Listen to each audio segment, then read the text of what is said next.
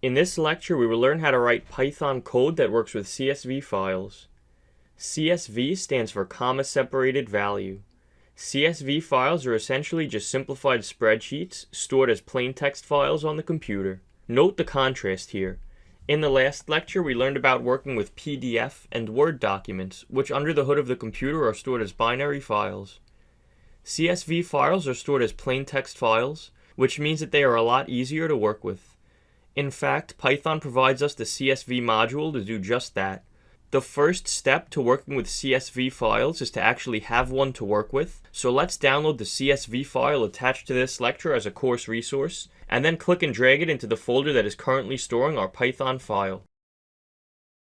Up at the top of the code, we will import the CSV module by typing import CSV.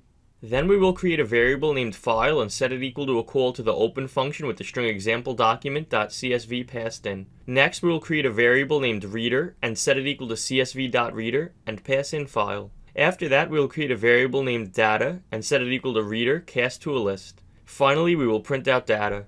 When we run the code, notice that each of the comma-separated values was printed out to the PyCharm console. Accessing and manipulating the data stored in CSV files is easy since they are stored as plain text files on our computer. In the next lecture, we will learn how to launch programs using Python code.